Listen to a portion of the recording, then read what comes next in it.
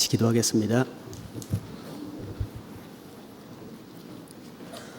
사랑과 은혜가 충만하신 살아 역사하시는 우리 아버지 하나님 감사드립니다. 하나님을 알지 못하고 죄 가운데에서 방황하며 살아가던 저희들을 먼저 사랑해 주시고 예수님을 보내주시고 십자가 위에서 흘려주신 보혈로 우리의 모든 죄를 깨끗이 씻어주시고 우리를 값없이 공로 없이 구원해 주신 그 주님의 은혜를 생각할 때마다 한없이 감사를 드립니다. 오늘 주일 아침에 그 주님의 구원함을 받은 자녀들이 함께 모였습니다. 우리가 구원함을 받았지만은 아직은 너무나 연약하고 주님 앞에 올바르게 힘있게 살지 못할 때가 많이 있습니다. 하나님, 오늘도 우리에게 필요한 말씀으로 가르쳐 주시고 우리의 마음속에 있는 잘못된 것, 죄악된 것을 버릴 수 있게 해주시고 우리의 심령을 더욱 강건하게, 우리의 신앙을 더욱 견고하게 만들어 주시기를 간구합니다. 우리 머릿속에 기도하는 모든 사람들 중에 한 사람도 믿음의 길에서 실족함이 없이 우리 주님 오시는 그날에 그 주님의 발 앞에 담대하게 설 수 있도록 도와주시옵소서. 우리에게 맡겨주신 복음 전도의 사명을 마음에 새기며 또 우리의 생활 속에 늘 실천하며 주변에 이뤄진 많은 영혼들을 한 사람이라도 더욱 건질 수 있도록 우리 모두를 귀하게 사용해 주시옵소서.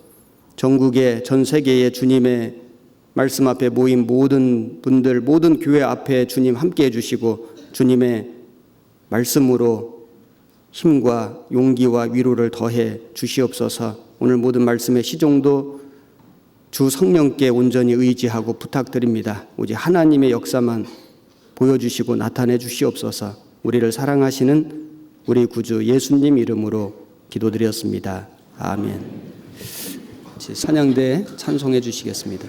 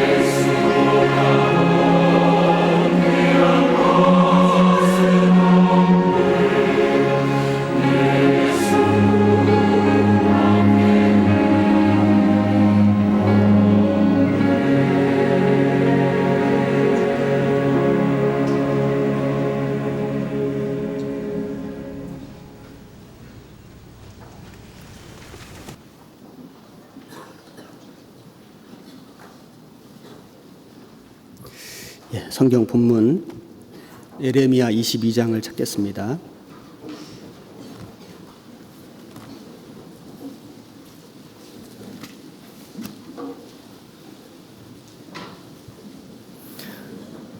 구약성경 1084페이지 예레미야 22장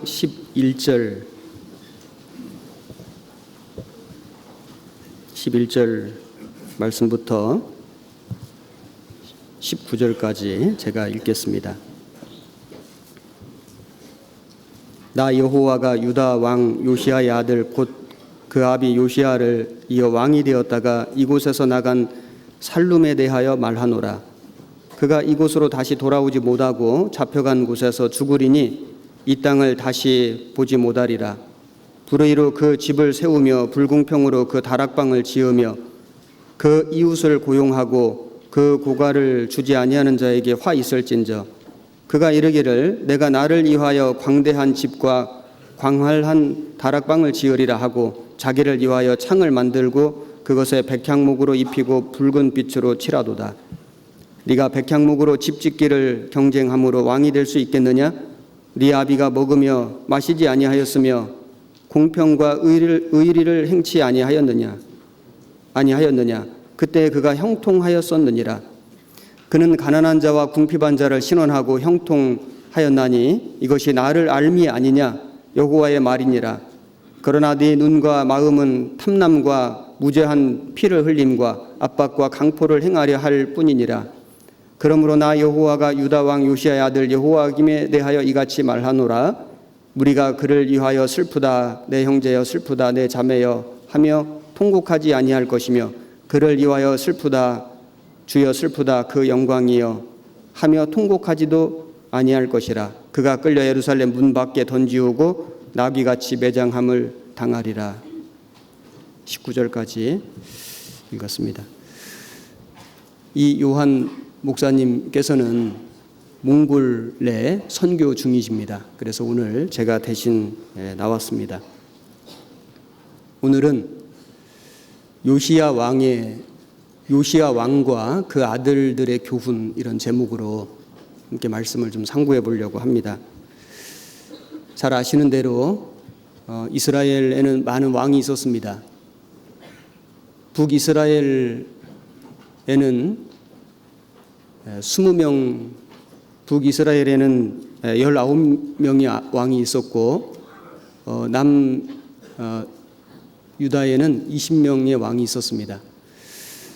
그 북이스라엘의 그 왕들은 한결같이 모두가 다 악한 왕들이었습니다.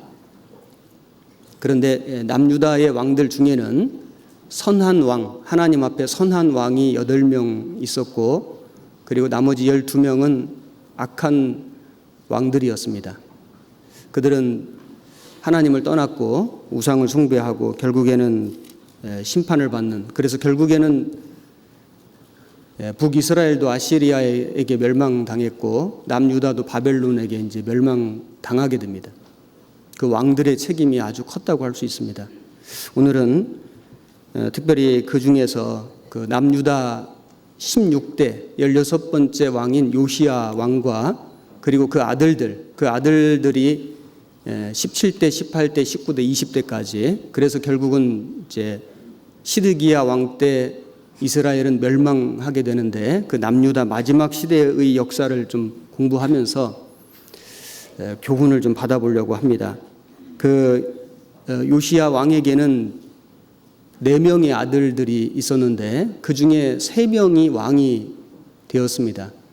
그 요시야 바로 다음에 그 왕이 된 사람이 살룸인데 여기 성경 11절에는 살룸이라고 나오는데 또 다른 성경에는 여호아하스라고 나옵니다. 같은 사람입니다. 이 살룸이 이 여호아하스가 23살에 왕이 되어서 3개월 통치했습니다. 그리고는 바로에게 포로로 끌려갔습니다. 비참하게 되었습니다. 그 다음 왕이 여호야김인데 여호야김은 요시야 왕의 둘째 아들입니다. 그 여호야김도 11년간 나라를 다스렸는데 결국에는 바벨론에 의해서 그 침략을 당하게 됩니다. 그리고 그 다음 왕이 여호야긴인데 여호야긴은 바로 위에 여호야김의 아들입니다. 그래서 요시야 왕의 손자가 되는데 이 여호야긴도 3개월 10일 한 100일 정도 통치를 하고는 결국에는 그 왕위에서 이제 폐위가 됩니다. 그리고 느부갓네살 왕에 의해서 바벨론에 포로 잡혀갑니다. 이제 마지막 이스라엘의 그 왕이 남유다 이스라엘의 왕이 시드기야인데 시드기야는 그 요시야 왕의 세 번째 아들입니다. 이 시드기야 왕이 11년간 이스라엘을 다스렸는데 결국에는 BC 586년에 바벨론 성이 완전히 함락이 되고 이제 이스라엘은 이제 바벨론에 포로 잡혀가는 이제 그런 역사가 있었고 이 시드기야 왕도 두 눈이 뽑히고 바벨론에 포로 잡혀갔습니다. 이렇게 그 요시야 왕 이스라엘의 16대 요시야 왕은 선한 왕이었는데 그 후손들 중에 그 왕들은 한결같이 다 악한 왕이었고 하나님을 떠나고 우상을 숭배했으므로 결국에는 심판을 받게 되고 나라는 멸망하고 그들은 다 비참하게 죽게 되었습니다. 그 시대에 하나님의 선지자로 활약한 사람이 바로 예레미야입니다. 그 예레미야는 어렸을 때 하나님의 부르심을 받았습니다. 그래서 예레미야라고 하는 그 이름의 뜻이 하나님이 세우신 사람이다, 이런 뜻입니다. 그래서 이 요시야 왕 때부터 선지자 역할을 하기 시작해서 그 아들들, 그 다음에 왕들 여호아스, 그 다음에 여호야김, 여호야긴, 시드기야 그 이후에 그 이스라엘이 완전히 멸망할 때까지 한 40여 년간 남유다의 선지자로서 예언한 사람이 바로 이 예레미야입니다. 예레미야는 눈물의 선지자입니다. 왜냐하면 그가 하나님께 받은 예언의 핵심은 유다가 멸망할 것이다. 유다가 하나님께 불순종함으로 우상 숭배하고 하나님을 떠났으므로 유다가 멸망할 것이다. 바벨론에 의해서 반드시 멸망할 것이다. 이것이 그 하나님이 예레미야에게 주신 메시지의 핵심이었습니다. 하나님의 그 말씀을 듣는 모든 이스라엘 백성들은 마음이 좋지 않았습니다. 그리고 왕과 대신들도 그 예레미야의 말이 마음에 들지 않았습니다. 왜냐하면 나라가 망할 것이다 이런 예언을 하니까 매국노다, 반역자다. 그래서 이 예레미야를 왕과 대신들, 백성들 할 것 없이 모든 사람이 다 싫어했습니다. 그 예레미야의 가족들, 친척들, 친구들조차도 그 예레미야를 미워하고 싫어했습니다. 예레미야는 너무나 고독했습니다. 그래서 이 예레미야를 한밤중의 선지자, 눈물의 선지자 이렇게도 말합니다. 여기 예레미야 22장에다가 표시를 좀 해놓으시고 예레미야 1장 말씀을 찾겠습니다.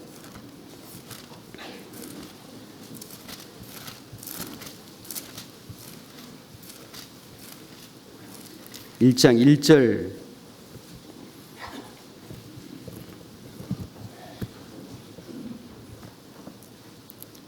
(1050페이지) 베냐민 땅 아나돗의 제사장 중 힐기야의 아들 예레미야의 말이라.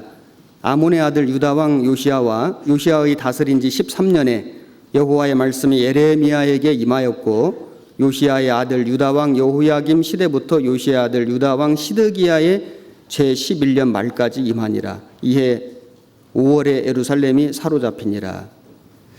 그래서 그 당시는 거짓 선지자들도 많이 있었습니다. 그 거짓 선지자들은 한결같이 듣기 좋은 말로 백성들을 미혹했습니다. 그 왕과 그 대신들의 귀에 듣기 좋은 말, 입맛에 맞는 말을 골라서 했습니다. 결코 우리는 망하지 않을 것이다. 하나님 우리를 지켜주실 것이다. 그러나 나라의 운명은 서서히 무너져 갔고, 하나님은 바벨론이 와서 한순간에 이스라엘을 무너뜨리게 하신 것이 아니고 1차 침략, 2차 침략, 3차 침략, 그래서 어느 정도의 시간을 주시고 서서히 망하게 하셨습니다. 왜 그렇게 하셨을까요? 돌이킬 기회를 계속 주신 것입니다. BC 606년에 바벨론이 1차 침략했습니다. 예루살렘 성이 완전히 망한 것은 BC 586년이었습니다. 어느 정도 기간을 두고 하나님이 계속해서 이스라엘이 에레미야의 예언을 듣고 진심으로 회개하고 돌이키기를 바라셨지만은, 그러나 이스라엘 백성들은, 왕과 모든 대신들은 에레미야의 말에 귀를 기울인 것이 아니고 그 거짓 선지자들의 말에 귀를 기울였습니다. 그래서 그 망해가는 이스라엘을 보는 그 에레미야의 마음은 너무나 애통했습니다. 많은 눈물을 흘렸습니다. 에레미야 20장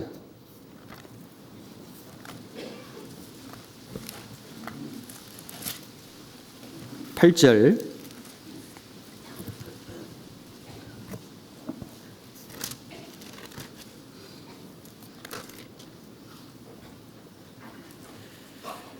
대저 내가 말할 때마다 외치며 강포와 멸망을 부르짖으오니 여호와의 말씀으로 하여 내가 종일토록 치욕과 모욕거리가 됨이니이다.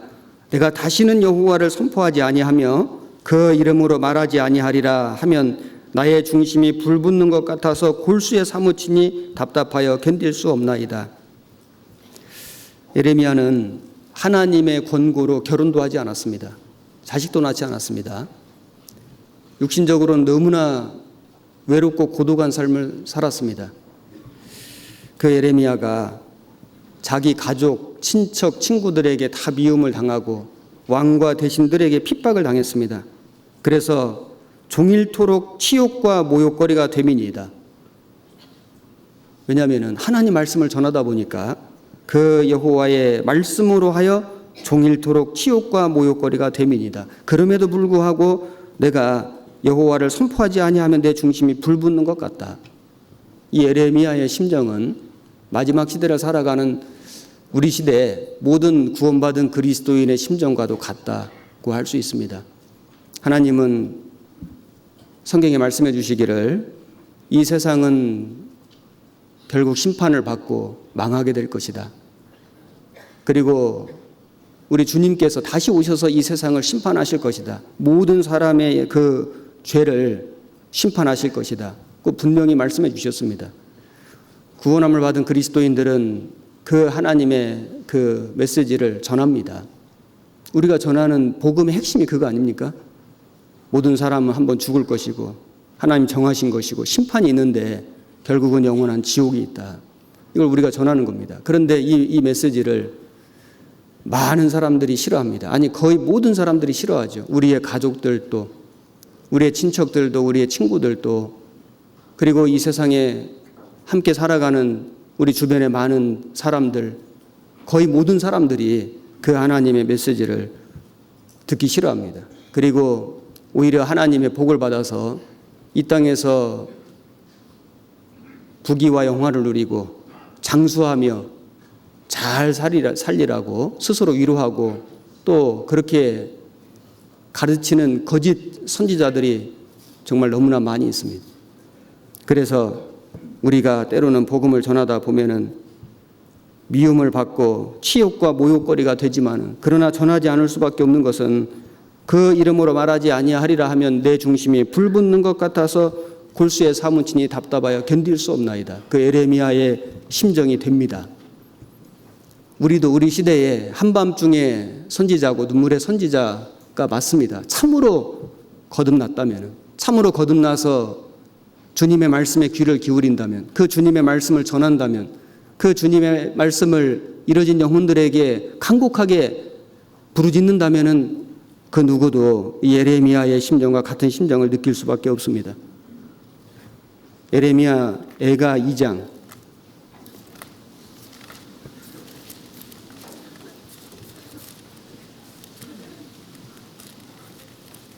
11절,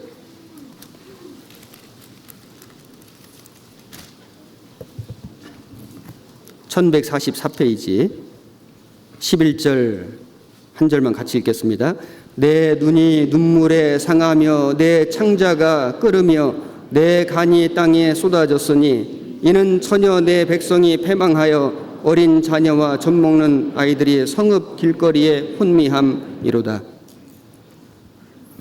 예레미야는 애가 눈물의 노래를 많이 지었습니다. 울 수밖에 없었습니다. 내 눈이 눈물에 상하며 내 창자가 끓으며 내 간이 땅에 쏟아졌다. 왜냐하면 그 사랑하는 이스라엘 백성들이 그 어린 아이부터 시작해서 그들이 다 패망하고 혼미함이로다. 우리가 신앙생활을 하면서 눈물을 흘리지 않는다면 그건 무엇인가 좀 문제가 있을 겁니다. 정말 나를 사랑하신 주님, 그 주님이 내게 맡겨주신 사명, 그럼에도 불구하고 그 이뤄져가는 그 영혼들, 특별히 자기 사랑하는 그 가족들, 그 혼미한 그 영혼들, 그 망해간 앞으로 그 심판을 받기 위해서 지옥으로 달려가는 그 영혼들을 보고도 마음에 슬픔이 느껴지지 않는다면, 내 눈에서 눈물이 흘려지지 않는다면 그것은 올바른 것이 아닐 겁니다. 예가 3장 48절, 예레미야가 3장 48절, 48절부터 50절까지 같이 읽겠습니다. 처녀 내 백성의 파멸을 인하여 내 눈에 눈물이 시내처럼 흐르도다.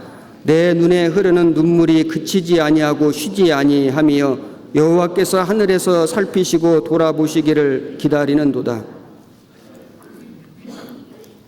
심지어 예레미야는 내 눈에 눈물이 시내처럼 흐르도다. 눈물이 그치지 아니하고 쉬지 아니하며 여호와께서 하늘에서 살피시고 돌아보시기를 기다리는도다. 왜냐하면 아무리 부르짖어도 안 돌이키니까요. 아무리 외쳐도 한 사람도 듣는 사람이 없으니까 예레미야의 마음속에 슬픔이 너무 큰 겁니다. 눈에서는 눈물이 그치질 않습니다. 그리고는 기도합니다. 하나님 살펴주시고 돌아보아 주십시오. 구원받은 그리스도인들은 내 신앙이 깨어있는지 깨어있지 않는지를 내 마음속에 슬픔의 경중을 보면 알 수 있습니다. 정말 내가 얼마나 이뤄진 영혼들을 보고 슬퍼하고 있는지, 돌이키지 않는 그 영혼들 때문에 고통스러워하는지, 정말 내 눈에 눈물이 흐르고 있는지, 말씀을 들을 때, 찬송을 부를 때, 기도할 때 내 눈에서 눈물이 흐르는지. 물론 사람마다 차이는 있을 겁니다. 성격의 차이도 있겠죠. 어떤 분은 울음이 잘 없는 분도 있습니다. 어떤 분은 또 입만 열면 또 우시는 분도 계시거든요. 그러나 마음의 슬픔은 똑같을 겁니다. 마음에서 흘리는 눈물은 같을 겁니다.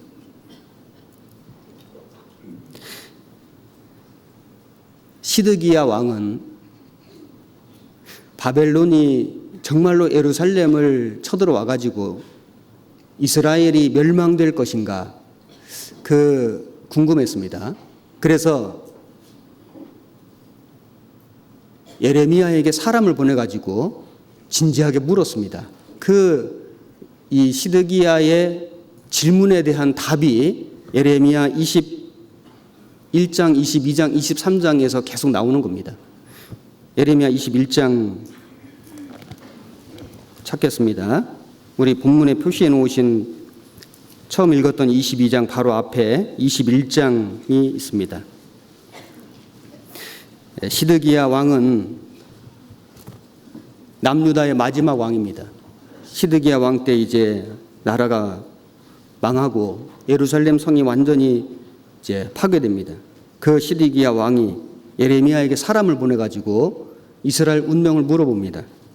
21장 1절, 시드기야 왕이 말기야 아들 바수울과 제사장 마세야의 아들 스바냐를 보내어 예레미야에게 말하기를 바벨론 왕 느부갓네살이 우리를 치니 청컨대 너는 우리를 위하여 여호와께 간구하라. 여호와께서 혹시 그 모든 기사로 우리를 도와 행하시면 그가 우리를 떠나리라 하던 그때에 여호와께로부터 예레미야에게 말씀이 임하니라. 시드기야는 예레미야에게 기도해달라고 부탁했지만은 진심이 아닙니다. 본심이 아닌 겁니다. 형식입니다. 예레미야가 그 시드기야의 질문을 받고 이제 그 시드기야 그 선대 왕들에 대한 평가를 내리는데, 그 왕들이 말씀드린 그 요시야 왕의 그 자녀들입니다. 여호아하스, 살룸이라고 하는 여호아하스, 여호야김, 여호야긴, 그리고 시드기야입니다. 그 왕들에 대한 그 평가를 내리는데, 그것은 예레미야 개인의 평가가 아니고 하나님의 평가입니다. 그 하나님의 평가를 예레미야가 받아서 여기 21장, 22장, 23장에서 계속 설교하고 있습니다. 그 내용을 우리가 지금 읽고 있는 겁니다. 자, 이 왕들의 기록을 우리가 읽어보면 우리는 받을 교훈이 있습니다. 열왕기, 상하 또는 역대상하, 이스라엘 역사를 공부해 보면 많은 왕들이 나옵니다. 그 왕들은 백성을 잘 다스리라고, 나라를 통치하라고 하나님께 위임을 받은 사람들이었습니다. 그들 중에 어떤 왕들은 선한 왕이 있었습니다. 하나님 앞에 여호와 보시기에 선을 행한 왕들도 있었습니다. 그러나 훨씬 더 많은 왕들이 여호와 앞에 악을 행하고 우상을 숭배하고 하나님을 떠났습니다. 그 결과 그 백성들은 다 고통을 받았습니다. 나라는 멸망했습니다. 왕들의 책임이 얼마나 클까요? 그 왕들의 역사를 우리가 공부해 보면 받는 교훈이 있습니다. 우리는 구원받은 그리스도인들은 하나님께서 왕 같은 제사장으로 세워주셨습니다. 우리가 왕입니다. 우리가 하나님의 사명을 받았습니다. 내 삶을 다스릴, 또 내 주변의 그 사람들의 그 영혼을 책임질 사명을 우리가 받은 겁니다. 나 한 사람이 하나님 앞에 어떤 삶을 사느냐에 따라서 나와 내 주변의 많은 사람들의 운명이 달라집니다. 어떤 사람은 하나님 앞에 올바른 삶, 선한 삶을 삶으로 나와 내 주변의 모든 사람들이 축복을 받습니다. 어떤 사람은 그 하나님 앞에 악한 삶을 삶으로 나와 내 주변의 많은 사람들이 하나님의 심판을 받고 고통을 받습니다. 결국 어떤 영혼들은 멸망하게 됩니다. 우리에게도 책임이 있습니다. 어떤 삶을 사느냐, 이것은 나만 아니라 내 주변의 많은 사람들의 운명을 결정짓는 것이다. 오늘 이런 교훈을 좀 받을 수 있습니다. 우선 요시야 왕이 어떤 사람인지를 보겠습니다. 요시야 왕은 이스라엘의 16대 왕으로 마지막 선한 왕이었습니다. 남유다에는 8명의 선한 왕이 있었는데 그 왕들 중에 마지막 왕이었고, 그 후손들은 다 악한 왕이었고 결국 이스라엘은 망합니다. 예레미야 22장 15절,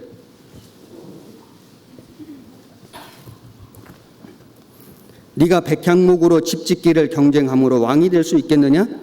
네 아비가 먹으며 마시지 아니하였으며 공평과 의리를 행치 아니하였느냐? 그때 그가 형통하였었느니라.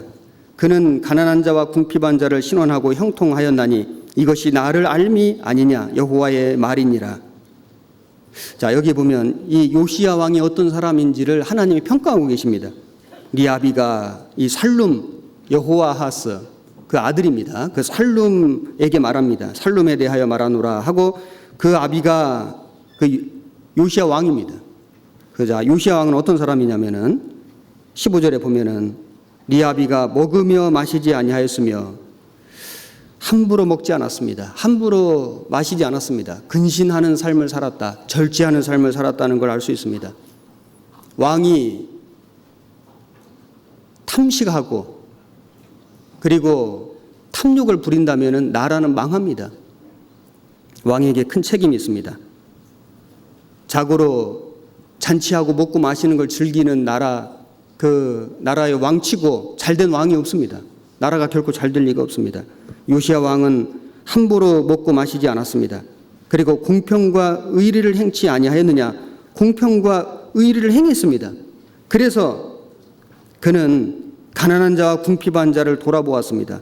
그래서 형통했습니다. 자, 이렇게 할 수 있었던 비결이 무엇일까요? 이것이 나를 알미 아니냐? 하나님을 안 겁니다. 하나님이 어떤 분이신지를 안 겁니다. 참으로 하나님을 알기 때문에, 하나님의 마음을 알기 때문에, 하나님과 교제가 되고 하나님과 교통이 되기 때문에 하나님의 마음으로 나라를 다스릴 수 있었습니다. 그러므로 자기를 절제하고 자기 삶을 근신할 수 있었습니다. 이웃을 돌아볼 수 있었습니다. 불쌍한 사람들을 구제할 수 있었습니다. 우리도 마찬가지죠. 우리가 참으로 하나님을 안다면은, 하나님의 마음을 안다면은, 하나님의 심정을 안다면은 우리의 삶을 근신하며 절제할 수 있을 겁니다. 우리 주변에 이뤄진 영혼들을 돌아볼 마음이 생길 겁니다. 잠언 31장을 찾겠습니다.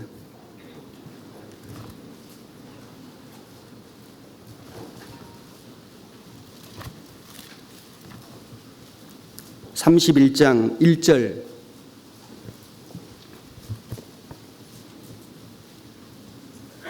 구약성경 945페이지입니다. 제가 읽겠습니다. 르우엘 왕의 말씀한 바 곧 그 어머니가 그를 훈계한 잠언이라. 내 아들아 내가 무엇을 말할꼬, 내 태에서 난 아들아 내가 무엇을 말할꼬, 서원대로 얻은 아들아 내가 무엇을 말할꼬. 네 힘을 여자들에게 쓰지 말며 왕들을 멸망시키는 일을 행치 말지어다. 르우엘아 포도주를 마시는 것이 왕에게 마땅치 아니하고 왕에게 마땅치 아니하며 독주를 찾는 것이 주권자에게 마땅치 않도다. 술을 마시다가 법을 잊어버리고 모든 간곤한 백성에게 공의를 굽게 할까 두려우니라. 8절과 9절은 같이 읽겠습니다. 너는 벙어리와 고독한 자의 송사를 이와여 입을 열지니라. 너는 입을 열어 공의로 재판하여 간곤한 자와 궁핍한 자를 신원할지니라.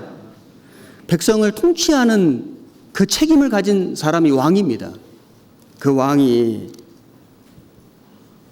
탐식하고 술을 마시고 취한다면 나라는 망하게 될 겁니다. 그러므로 그 어머니가 르우엘 왕에게 경계하고 훈계했습니다.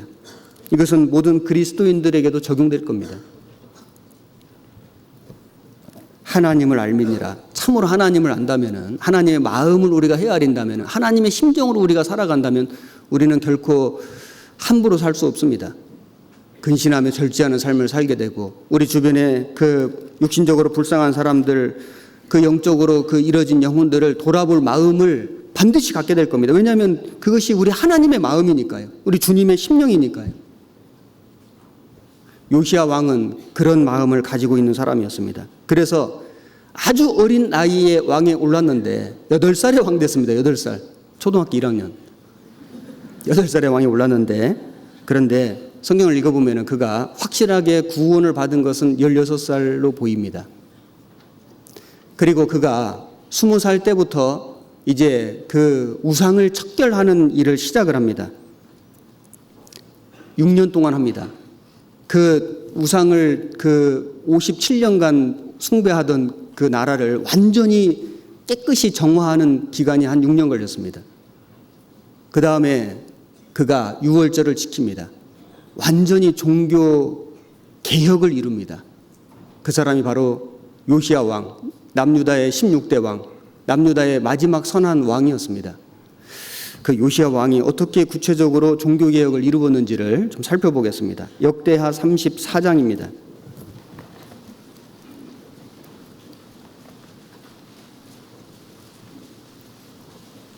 역대하 34장 1절.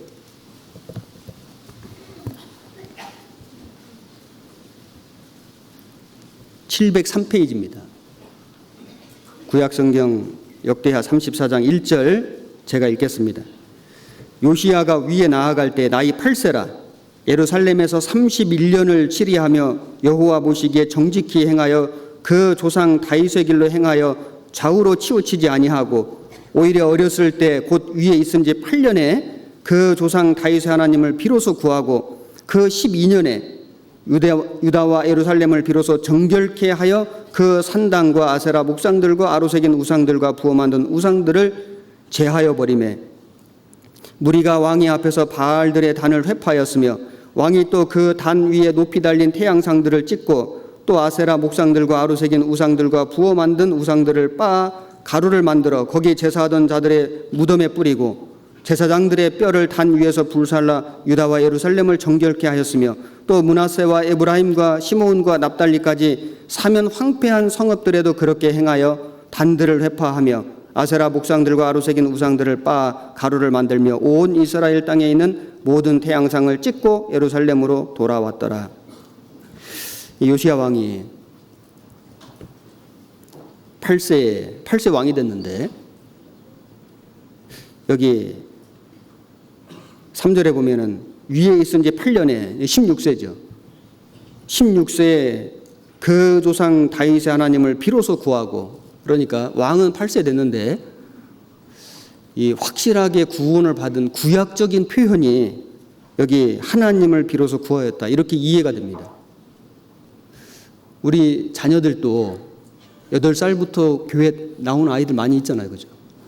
그런데 저 말씀을 듣고 신앙생활 하다 보면은 어느 순간에 확실하게 구원받는 때가 있습니다. 물론 어렸을 때 구원받은 우리 자녀들도 있습니다. 그런데 어떤 자녀들은 시간이 지나서 말씀을 계속 듣는 가운데 또 확실하게 구원받는 그런 자녀들도 꽤 있습니다.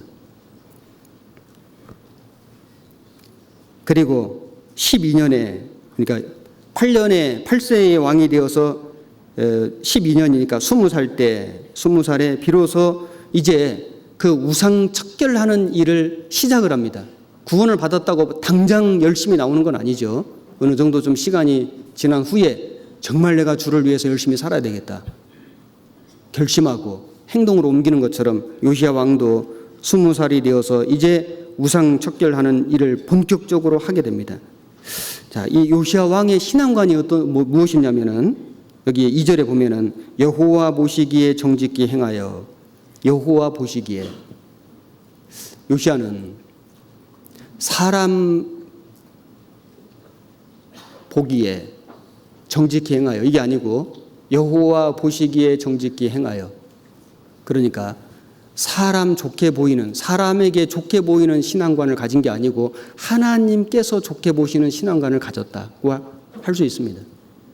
라틴어에 보면은 코람데오라는 말이 있는데 하나님 앞에서, 이런 뜻입니다. 한자로 말하면 신전의식이라고 하는데, 하나님 앞에서 내가 어떤 사람이냐, 하나님 앞에서 내가 어떤 삶을 살 것이냐, 그것이 신앙관이 된 사람은 정직하게 살 겁니다.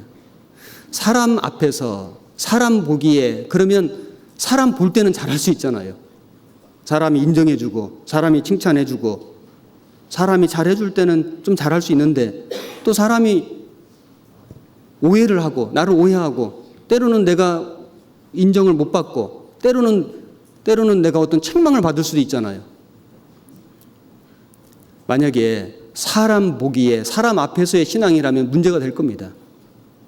내가 이러려고 신앙생활했나 하고는 아마 관들 겁니다. 그런데 여호와 앞에서, 여호와 보시기에 그 신앙을 가진 사람은 사람이 알아주든 알아주지 않든, 사람이 칭찬해주든 해주지 않든, 사람이 무엇이라 하든 간에 항상 일정한 모습으로 하나님 앞에 충성되게 살아갈 겁니다. 요시야 왕은 그런 신앙을 가진 사람이었습니다.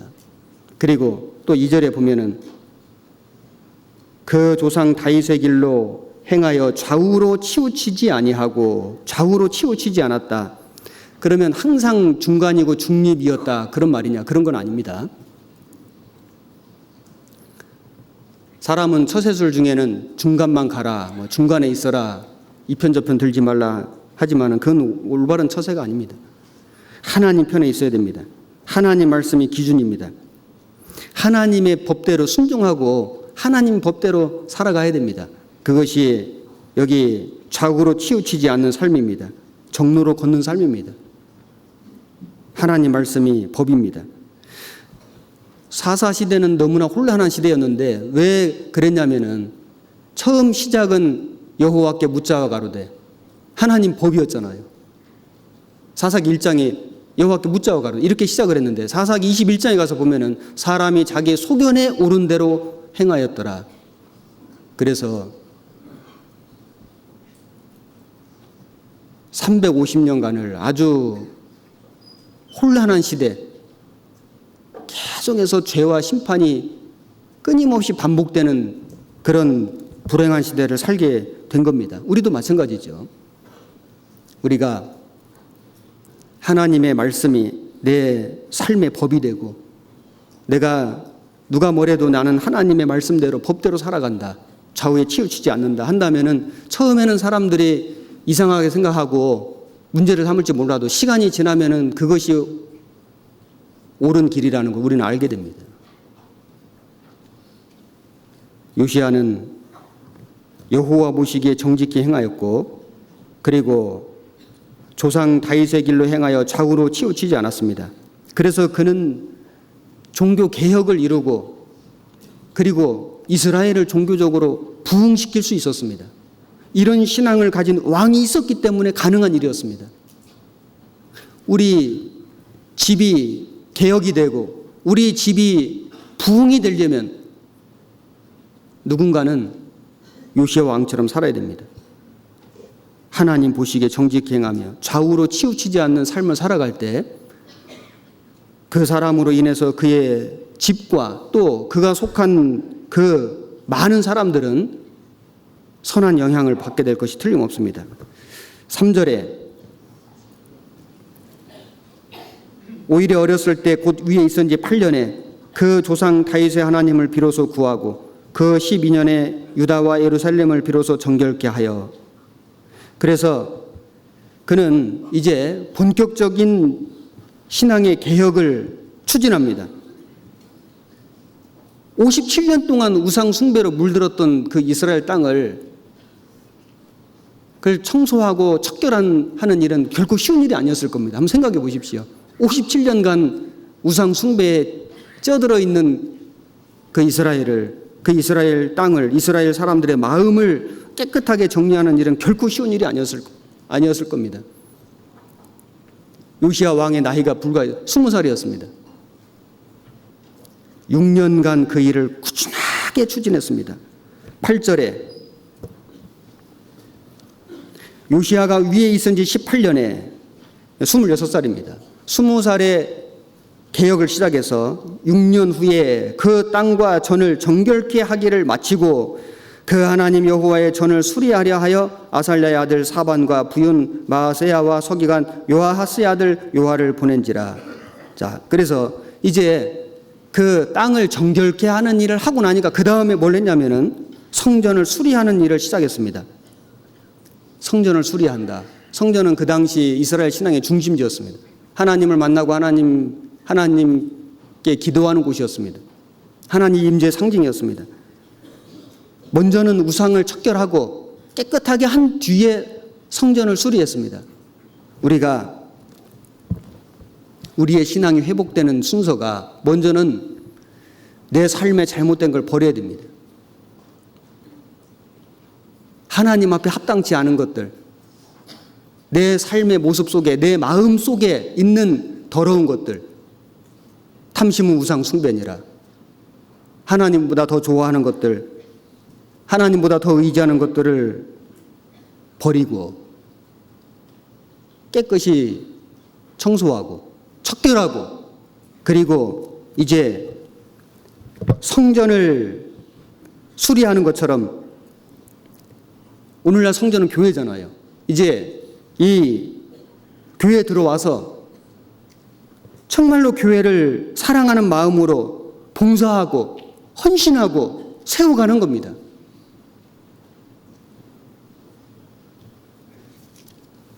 열왕기하를 찾겠습니다.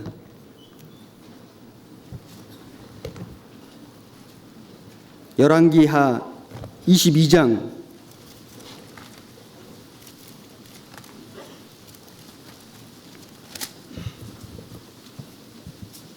페이지 600페이지 열왕기하 22장 3절.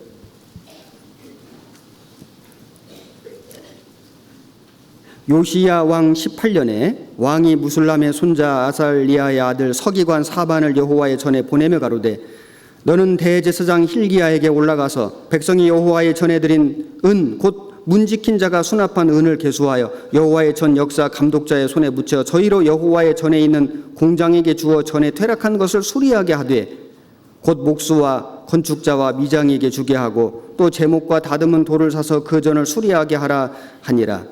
7절 같이 읽겠습니다. 그러나 저희 손에 붙인 은을 회개하지 아니하였으니 이는 그 행하는 것이 진실함이었더라. 요시야 왕이 대제사장 hil기야에게 이제 그 여호와의 전에 바쳐진 그 은을 일하는 사람들에게 맡겨서 수리하게 하라. 성전이 아주 형편없이 무너져 있었기 때문에 그 성전을 다시 수리하고 세우는 일에는 많은 시간과 많은 물질이 필요했습니다. 백성들이 그 물질을 드렸습니다. 그것을 왕이 이제 제사장 hil기야의 손에 의해서 일하는 사람들에게 전달했습니다. 그런데 그 왕도 그 대제사장 hil기야도 그 붙인 은을, 그 맡긴 은을, 그 수리하는 데 필요한 그 돈을 그들에게, 일하는 사람들에게 맡겼는데 그것을 회개하지 아니하였으니, 감독하지, 감사하지, 조사하지 아니하였으니 이는 그 행하는 것이 진실함이었더라. 그 일하는 사람들이 얼마나 진실했는지, 정말 이 돈에 대해서, 물질에 대해서 너무 깨끗했기 때문에, 정직이 있기 때문에 확인할 필요조차 없었다라고 말씀하는 겁니다. 우리는 주님의 몸된 교회 안에서 일할 때 이렇게 일해야 됩니다. 내게 어떤 맡겨진 돈이 있다면은, 작게는 조에서도 회비가 있고, 구역에도 있고, 또 교회마다 어떤 건축 헌금도 있고, 형제 자매님들이 정말 그 귀한 해주신 헌금들이 있을 겁니다. 그 어떠한 물질이라도 깨끗하게 해야 합니다. 양심의 거리낌이 없이 정직하게 사용하고, 그리고 분명하게 기록하고 아주 투명하게 모든 사람이 다 볼 수 있도록, 보지 않더라도 언제든지 보여줄 수 있도록 그렇게 하는 것이 합당할 것입니다. 어떤 사람이 그것을 확인한다고 해서 잘하고 확인하지 않는다고 해서 대충하고 그럴 수는 없습니다. 확인하든 확인하지 않든 우리는 철저하게 해야 됩니다. 우리는 어떤 일을 봉사할 때 그것이 나에게 얼마나 이득이 될지, 손해가 될지 계산하지 않습니다. 정말 주님을 사랑함으로 여호와 보시기에 하나님 앞에서 정직하게 행하는 것이 반드시 필요할 겁니다. 그것이 성전을 수리하는 모습이었습니다. 주님의 몸된 교회를 세워가는 모습이라고 할 수 있을 겁니다. 그 성전을 수리하는 가운데 하나님의 책, 율법 책을 발견합니다. 역대하 34장 14절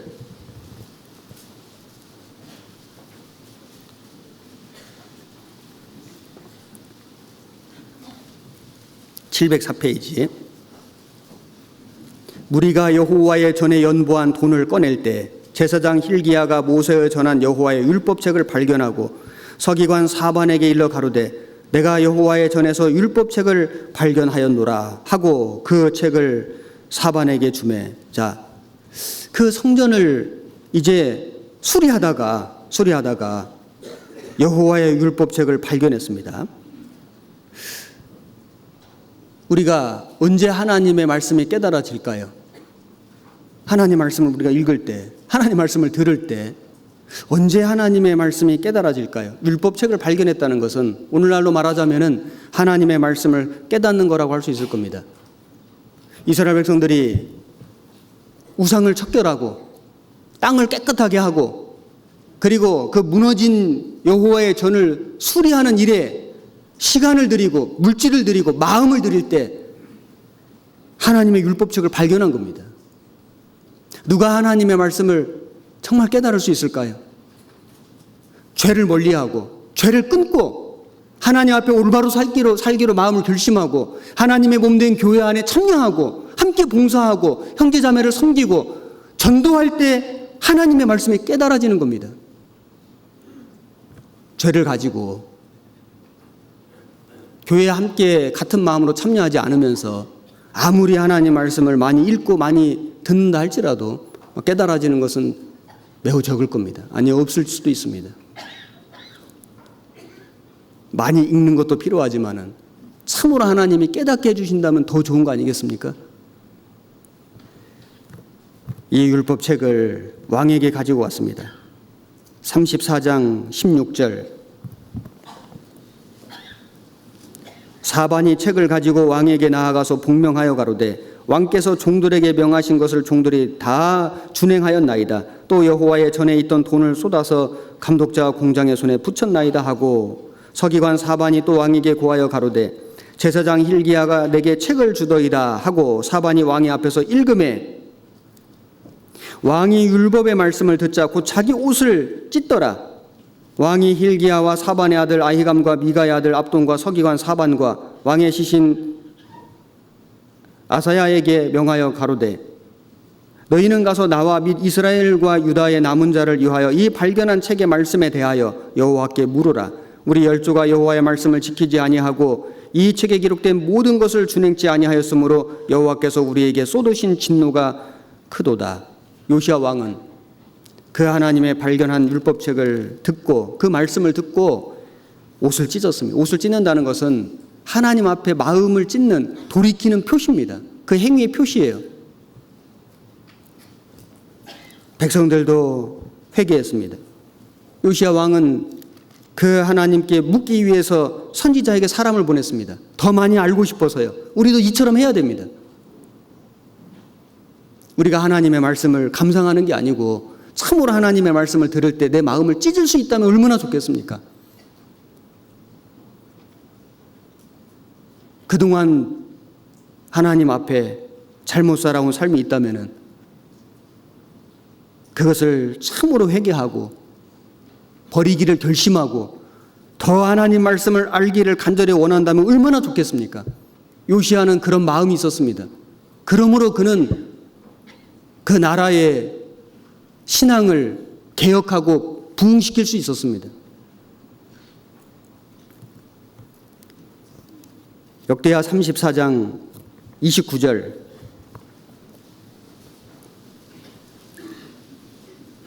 왕이 보내어 유다와 예루살렘의 모든 장로를 불러 모으고 이에 여호와의 전에 올라가매 유다 모든 사람과 예루살렘 거민과 제사장들과 레위 사람들과 모든 백성이 무릎 노소하고 다 함께 한지라. 왕이 여호와의 전 안에서 발견한 언약책의 모든 말씀을 읽어 무리의 귀에 들리고 왕이 자기 처소에 서서 여호와 앞에서 언약을 세우되 마음을 다하고 성품을 다하여 여호와를 순종하고 그 계명과 법도와 율례를 지켜 이 책에 기록된 언약의 말씀을 이루리라 하고. 32절 같이 읽겠습니다. 예루살렘과 베냐민에 있는 자들로 다 이에 참가하게 하매 예루살렘 거민이 하나님 곧 그 열조의 하나님의 언약을 조추니라. 왕 한 사람이 마음의 결심을 하고 6년간 그 더럽혀진 땅을 깨끗하게 하는 일을 아주 끈질기게 추진하고, 그리고는 하나님의 그 무너진 성전을 수리하는 일에 마음을 들이고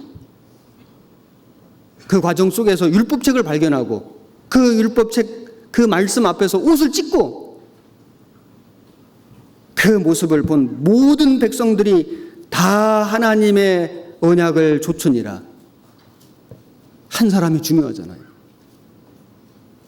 그 왕 한 사람, 그 왕 한 사람이 하나님 앞에 선한 삶을 살아갈 때 온 나라 백성들이 다 하나님을 쫓고 온 나라가 태평했습니다. 그리고 요시야 왕은 유월절을 회복했습니다. 35장 16절.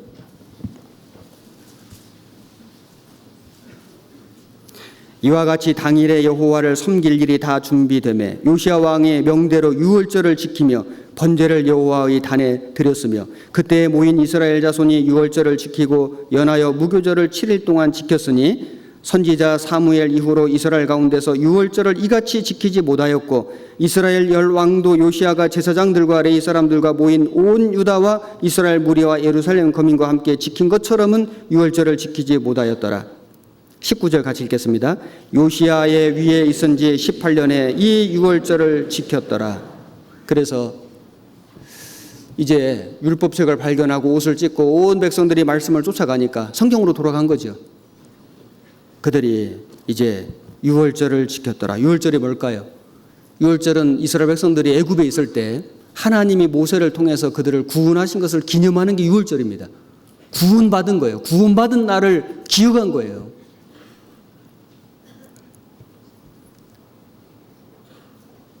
우리 신앙의 시작이 언제였습니까? 구원받은 날이요. 우리의 유월절이 있잖아요. 우리가 죄를 돌이키고 하나님의 교제 가운데 회복이 되고 주님의 복음을 위해서 함께 살고 그러면 하나님 말씀이 깨달아지고 그러면서 처음 사랑, 처음 신앙이 회복되는 거예요. 내가 처음 주님을 만난 그날, 내가 처음 주님의 복음을 깨달은 그날, 그 감격, 그 감사, 그 감동이 되살아날 때 힘이 생기는 겁니다. 그 힘으로, 그 기쁨으로, 그 즐거움으로 더 주님을 위해서 살고 더 주님의 복음을 힘있게 전할 수 있습니다. 요시야 왕은 온 나라를 이렇게 만들었습니다. 온 백성들을 이렇게 인도했습니다. 우리도 왕 같은 제사장들이잖아요. 우리도 그렇게 해야 합니다. 우리도 그렇게 할 수 있습니다. 초대교회에 얼마나 많은 핍박이 있었습니까? 하지만은 구원받은 성도들이 정말 열심히 전도했습니다. 복음이 불같이 번졌습니다. 항상 중심은 말씀이었습니다. 사도행전 6장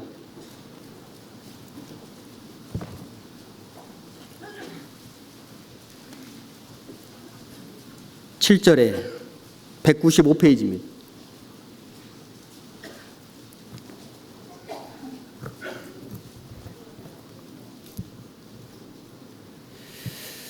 하나님의 말씀이 점점 왕성하여 예루살렘에 있는 제자의 수가 더 힘이 많아지고 허다한 제사장의 무리도 이 도에 복종하니라.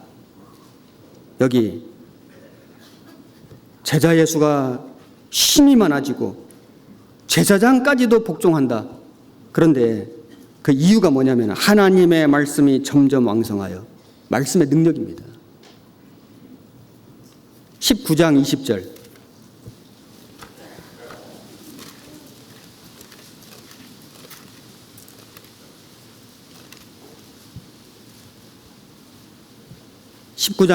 같이 한 절 읽겠습니다. 이와 같이 주의 말씀이 힘이 있어 흥왕하여 세력을 얻으니라. 주의 말씀이 힘이 있습니다. 그 힘이 있는 말씀을 의지하는 사람은 힘이 있습니다. 그 힘이 있는 그 말씀에 감동을 받는 사람은 힘이 생깁니다. 그 힘이 있는 그 말씀을 전할 때 하나님이 역사합니다. 흥왕하여 세력을 얻으니라. 하나님 말씀이 살아있잖아요. 하나님 말씀에 힘이 있습니다. 사람 마음을 움직입니다. 사람 마음을 굴복시킵니다. 사람 마음을 변화시킵니다. 하나님의 사람이 되게 합니다. 놀라운 힘이 있는 거예요. 제가 지지난주에 미얀마에 선교 잘 다녀왔습니다. 미얀마는 불교 국가고 90%가 불교 신자입니다. 저는 불교 믿는 사람들은 좀 이렇게 좀 인자하니까 좀 부처님 자비를 배우니 좀 그러지 않을 줄 알았는데 이 얘기를 들어보니까요.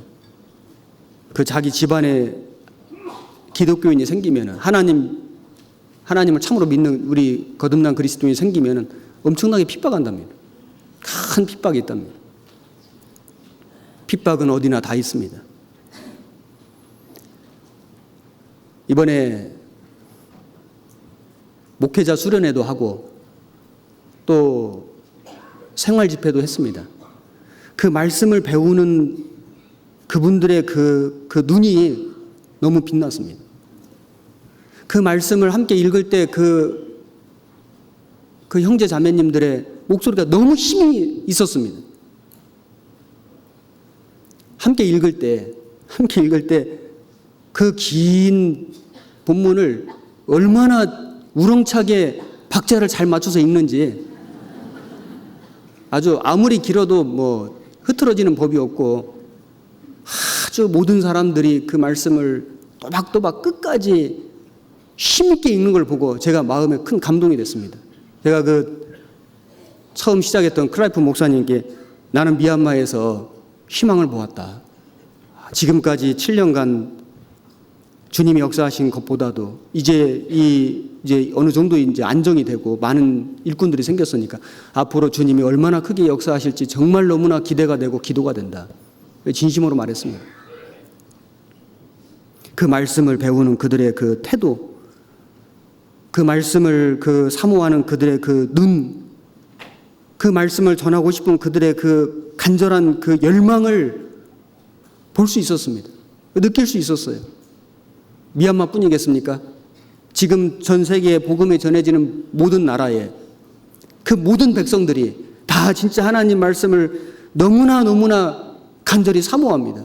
말씀 듣기를 너무 간절히 기다리고 그 오랜 시간 동안에도 한 사람도 정말 다른 거 하지 않고 말씀에 집중하고 얼마나 더운지요. 정말 우리 한여름 장마철보다 더 더운 날씨입니다. 그 정말 좁은 장소에 그 많은 사람들이 들어차 있으니 그냥 숨쉬기도 힘듭니다. 그래도 한 사람도 일어서는 사람도 없습니다. 부채질하는 사람도 없습니다. 땀 닦는 사람도 없더라고요. 나는 이분들은 땀을 안 흘리는 민족인가 봤는데 나중에 어떤 자매님이 이렇게 만져보니까 땀이 많이 흐르더라고. 사람은 누구나 똑같습니다. 하지만 그 마음이 하나님 말씀을 얼마나 간절히 기다리고 사모하고 그 전하기를 바라는지 그 눈물의 간증 속에서 그 마음을 느꼈습니다. 지금 우리 복음이 들어간 모든 나라가 다 마찬가지입니다. 우리 복음을 들고 가는 모든 선교사님들의 마음이 다 마찬가지입니다. 그 선교사님들만 아니라 그 선교사님들의 모든 가족들의 마음이 다 똑같습니다. 그 말씀을 기다리는 그 나라의 그 백성들이 있기 때문에 가는 겁니다. 말씀을 너무 사모하니까요. 말씀을 받아들이고 그 말씀에 순종하고 말씀 전하기를 바라니까 기꺼이 가는 겁니다. 가야 됩니다. 하나님 말씀에 힘이 있습니다. 우리 힘이겠습니까? 하나님 말씀에 힘이 있잖아요. 살아 역사하시잖아요. 한 사람의 마음을 바꾸고 한 집안을 바꾸고 한 도시를 바꾸고 나라를 바꾸고 세상을 바꾸는 겁니다. 하나님의 말씀이 힘이 있어 흥왕하여 세력을 얻으니라. 요시야가 정말 잘한 것은 그 말씀을 붙든 거예요. 그 말씀 앞에 회개하고 옷을 찢고 백성들을 인도하고 그 말씀으로 다시 신앙을 회복한 겁니다. 신앙의 개혁 이후에 부흥이 있었습니다. 우리도 그렇게 돌아가야 됩니다. 그런데 그 요시야 왕은 그런 선한 삶을 살았는데 그들의 자녀들은 그러지 못했습니다. 예레미야 22장 본문 다시 보겠습니다. 11절 나 여호와가 유다 왕 요시야의 아들 곧 그 아비 요시야를 이어 왕이 되었다가 죄송합니다. 이곳에서 나간 살룸에 대하여 말하노라. 그가 이곳으로 다시 돌아오지 못하고 잡혀간 곳에서 죽으리니 이 땅을 다시 보지 못하리라. 여기 살룸이 나오는데 여호아하스, 다른 이름으로 여호아하스 같은 사람입니다. 요시야 왕의 넷째 아들이 그 다음 왕이 되었습니다. 그런데 석 달 치리했습니다. 애굽으로 잡혀갔습니다. 왜 그렇게 비참하게 죽게 되었을까요? 여기 이 여호아하스 왕이 하나님 앞에서 악을 행하였습니다. 열왕기하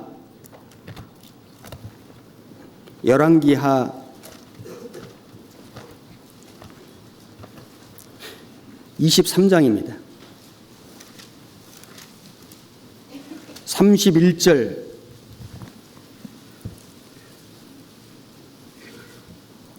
604페이지. 여호아하스가 위에 나아갈 때의 살룸입니다. 나이 23세라 예루살렘에서 석 달치리 아니라 겨우 석 달치리 하고 죽었습니다. 그 모친의 이름은 하무달리라 림나 예레미야의 딸이더라.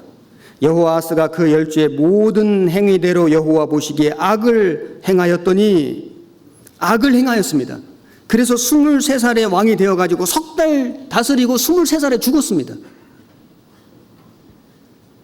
하나님 앞에 악을 행하면은 하나님이 심판하십니다. 예레미야 22장 17절.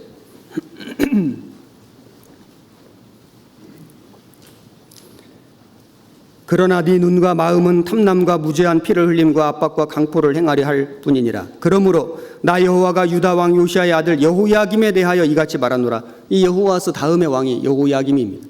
여호야김은 요시아의 둘째 아들입니다. 처음엔 넷째 아들이 왕이 됐다. 그다음 둘째 아들이 왕위를 받았는데 그 여호야김에 대하여 이같이 말하노라. 무리가 그를 위하여 슬프다 내 형제여 슬프다 내 자매여 하며 통곡하지 아니할 것이며 그를 위하여 슬프다 주여 슬프다 그 영광이 하며 통곡하지도 아니할 것이라. 그가 끌려 예루살렘 문 밖에 던지오고 나귀같이 매장함을 당하리라. 자, 이 여호야김은 왜 이렇게 비참하게 생을 마감할 수밖에 없었을까요? 그는 13절에 보면은 13절에 불의로 그 집을 세우며 불공평으로 그 다락방을 지으며 불의한 삶을 살았습니다. 그는 의롭지 못했습니다. 그리고 14절에 그가 이르기를 내가 나를 위하여 광대한 집과 광활한 다락방을 지으리. 나를 위하여 자기를 위하여 창을 만들고 이기적인 삶, 자기 중심적인 삶을 살았습니다. 15절에 네가 백향목으로 집 짓기를 경쟁함으로 왕이 될 수 있겠느냐 경쟁했습니다.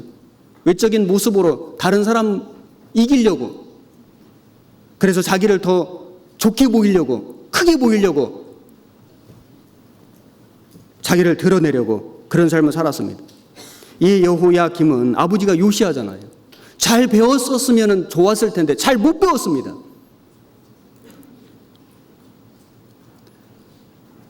선한 왕이라고 해서 앞선 왕이 선한 왕이라고 해서 그 다음 왕이 다 선한 왕 되는 거 아닙니다. 선한 왕이 악한 왕이었지만 그 다음의 왕이 선한 왕도 있었습니다.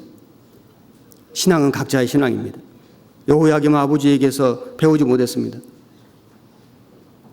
우리는 나에게 만약에 믿음의 부모님이 계신다면, 믿음 생활을 신실하게 하는 부모님이 계신다면 진짜 감사해야 됩니다. 그리고 그 부모님에게 배워야 됩니다. 핑계할 수 없습니다. 그 삶을 본받아야 됩니다. 하나님 주신 기회입니다. 축복입니다. 그리고 우리는 신앙의 선배들로부터 배워야 됩니다. 신앙의 위인들로부터 배워야 됩니다. 이스라엘 역사를 통해서 배워야 되고 세상 역사를 통해서, 성경의 모든 역사를 통해서 우리는 배워야 할 것이 너무나 많습니다. 역사를 통해서 배우잖아요.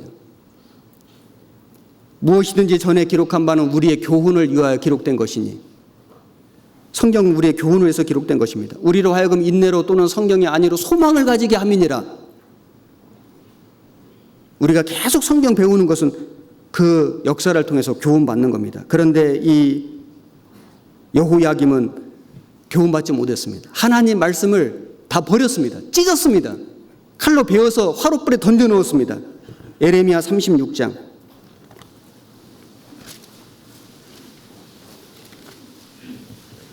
1절. 유다 왕 요시아의 아들 여호야김 4년에 여호와께로서 예레미야에게 말씀이 임하니라. 가라사대 너는 두루마리 책을 취하여 내가 네게 말하던 날 곧 요시아의 날부터 오늘까지 이스라엘과 유다와 열방에 대하여 나의 네게 이른 모든 말을 그것에 기록하라. 그래서 예레미야가 기록했습니다. 바룩을 통해서 대신 기록하게 했습니다.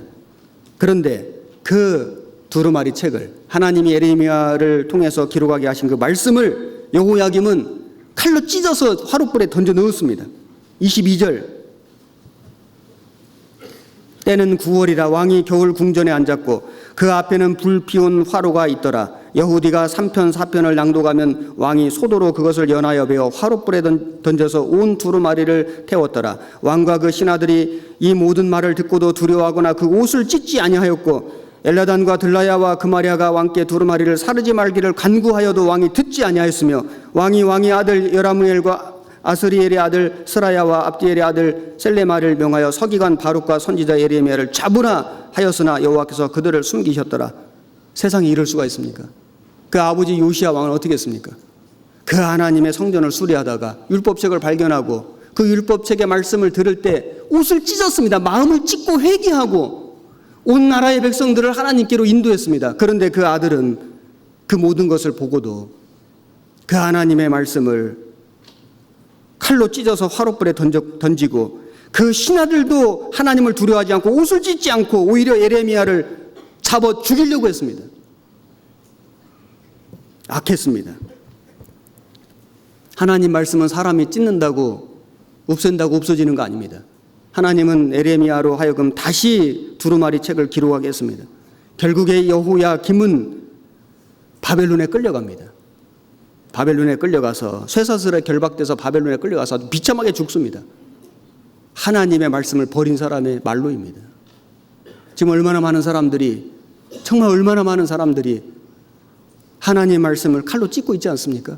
하나님 말씀을 듣고 자기 마음을 찢어야 되는데 회개하고 하나님께 돌아와서 구원을 받고 신앙생활을 해야 되는데 하나님 말씀을 칼로 찢습니다. 화롯불에 집어 던집니다. 전도해 보면은 사람들 마음이 너무 강팍하잖아요. 여호야김 같잖아요. 말씀을 듣고도 그 말씀 앞에 돌이키지 않고 끝까지 고집을 부리고 자기 길로 갑니다. 하나님 말씀을 칼로 찢습니다. 화롯불에 던져서 태웁니다. 하지만은 하나님 말씀은 없어지지 않습니다. 결국은 심판을 받게 될 겁니다. 예레미야 22장 24절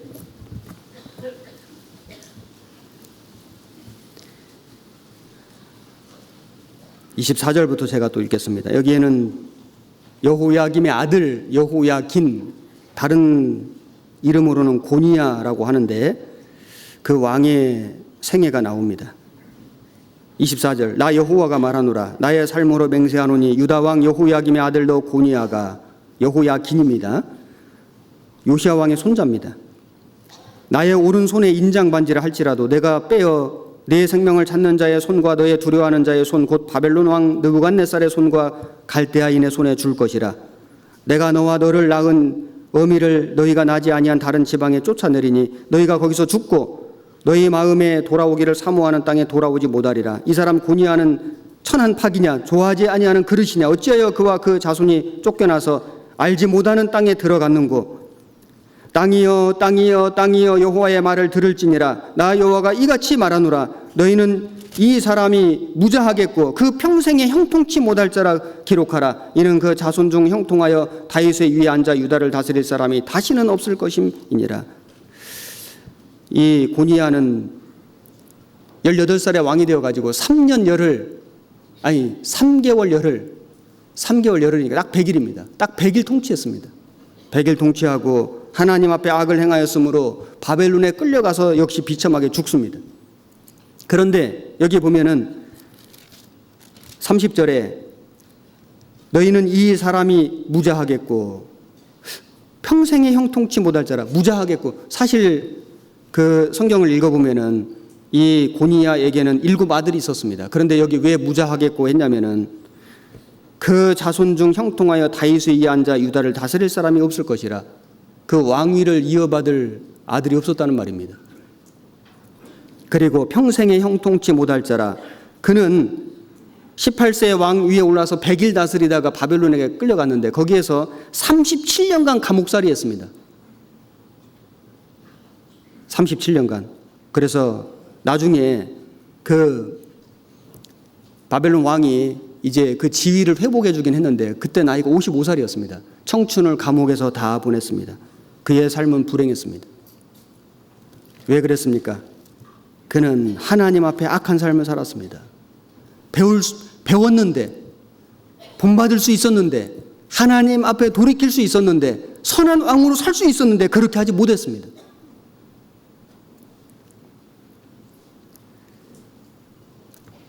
그리고 그 위가 이제 끊어집니다.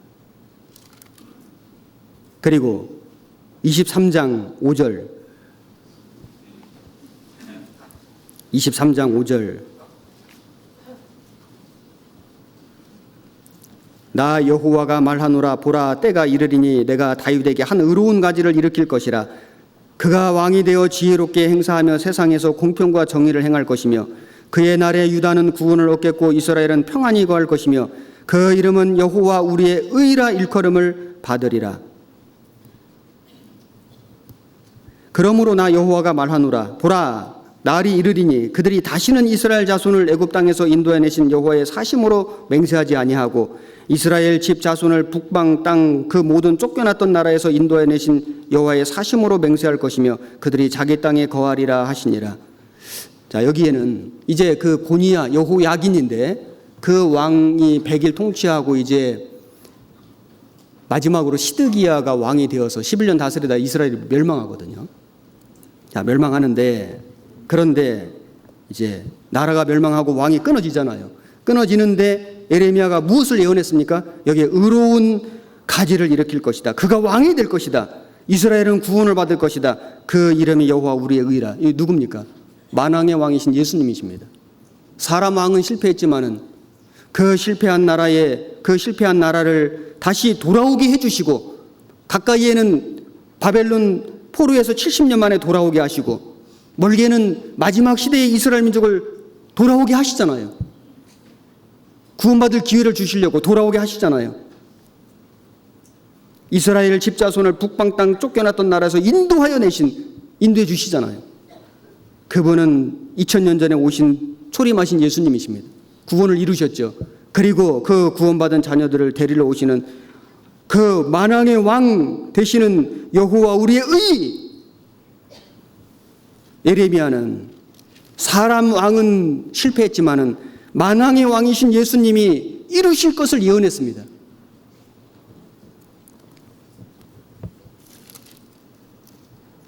왕이 오십니다. 우리의 왕. 그 왕이, 만왕의 왕이, 그 영원하신 왕이, 그 능력의 왕이 우리에게 이 이스라엘 왕처럼 이 세상을 다스릴 기회를 주신 거예요. 우리에게 기회 주셨잖아요. 구원받은 그리스도인들은 왕 같은 제사장들입니다. 택하신 족속이요, 왕 같은 제사장들이요, 거룩한 나라요, 소유된 백성이니 우리에게 맡겨주신 나의 삶이 있고 나의 가정이 있고 내 구역도 있고 내 교회도 있고 모든 영혼들, 우리에게 내가 만나는 모든 사람들을 맡겨주신 겁니다. 우리에게 책임이 있습니다. 우리에게 사명이 있습니다. 예레미야 22장 21절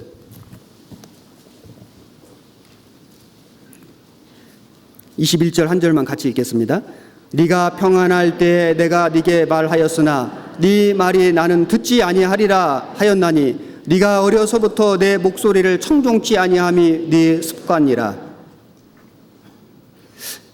왜 요시야의 아들들은 그렇게 악한 삶을 살고 그렇게 비참하게 다 죽었을까요? 왜 나라는 망했을까요? 네가 어려서부터 내 목소리를 청종치 아니함이 네 습관이라. 안 가르친 건 아닌 것 같습니다. 그런데 불순종이 습관이 되었습니다. 이 습관이 정말 중요한 겁니다. 습관이 그 사람의 일생을 결정짓습니다. 습관이라는 말이 그 라틴어에서 어원을 보면 되돌려 받는다, 이런 뜻이 있답니다. 내가 어떤 습관을 갖느냐에 따라서 그 모든 것에 대해서 다 되돌려 받습니다. 습관은 갑자기 생기는 게 아니고 서서히 생깁니다. 서서히 생기는데 아주 대단한 능력을 갖고 있습니다. 강물도 한 방울 한 방울 내리는 비로 인해서 생긴 겁니다. 눈사태가 어떻게 일어나겠습니까? 그 하늘에서 내리는 눈송이가 하나하나 쌓여서 눈사태 나는 겁니다. 집도 무너뜨리고 엄청난 위력이 있잖아요. 강물이 막 넘쳐봐야 엄청난 위력이 있잖아요. 시작은 다 한 방울의 물이었습니다. 우리의 삶을 무너뜨리는 나쁜 습관도 아주 작게 시작하지만 그것이 결국 우리의 삶을 무너뜨릴 수도 있습니다. 어떤 사람이 이렇게 말했습니다. 습관은 굵은 밧줄과 같다. 우리가 매일 짜는 그 밧줄은 아무리 끊으려 해도 끊을 수가 없다. 밧줄을 이제 엮어놨더니 나중에는 끊을 수가 없는 거예요. 습관이 하나 쌓여서 결국에는 이것이 내 이제 일생을 만들고 결국은 이걸 이제 끊을 수가 없는 겁니다. 어떤 습관을 갖느냐. 이건 너무나 중요한 겁니다. 어떤 노스승이 제자들을 데리고 산에 갔답니다. 가서 이제 4그루의 나무를 보여주면서 그걸 이제 뽑아 보아라 시켰답니다. 첫 번째 나무는 심은 지 얼마 안 됐습니다. 그래서 그냥 쑥 뽑으니까 뽑혔습니다. 두 번째 나무는 심은 지 조금 지났습니다. 그래서 계속 흔드니까 뽑혔습니다. 세 번째 나무는 꽤 자랐습니다. 뿌리가 좀 깊이 들어갔습니다. 그래서 아주 있는 힘껏 오랜 시간 씨름하니까 겨우겨우 뽑혔습니다. 네 번째 나무는 아주 큰 나무였습니다. 뿌리가 깊이 박힌 큰 나무입니다. 아무리 흔들어도 아무리 내리쳐도 꿈쩍도 안 합니다. 그 노스승이 말했습니다. 인간의 나쁜 습관도 이와 같다. 처음에 빨리 고치면은 고칠 수 있는데 이걸 그냥 놔두면요 나중에는 이제 못 고치는 겁니다. 3살 버릇 여든 간다. 우리말 속담도 있죠. 우리는 신앙에 좋은 습관을 가져야 됩니다. 우리 자녀들에게 신앙의 좋은 습관을 길러주려고 노력해야 됩니다. 예수님은 회당에 가시고 성경 읽으시고 말씀 가르치시고 새벽에 미명에 기도하셨습니다. 정말 예수님은 늘 습관처럼 하나님과 대면하고 하나님 말씀을 가르치셨습니다. 전도하셨습니다.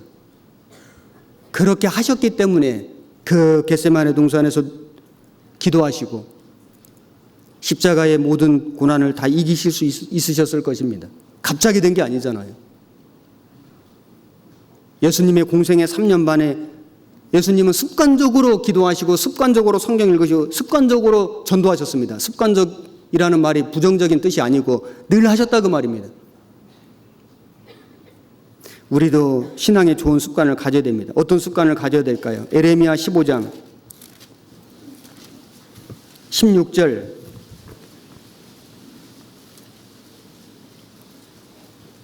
한 절만 같이 읽겠습니다. 만군의 하나님 여호와시여 나는 주의 이름으로 일컬음을 받는 자라. 내가 주의 말씀을 얻어 먹었사오니 주의 말씀은 내게 기쁨과 내 마음의 즐거움이오나. 여기 보면 주의 말씀을 얻어 먹었사오니 주의 말씀은 내게 기쁨과 내 마음의 즐거움이오나.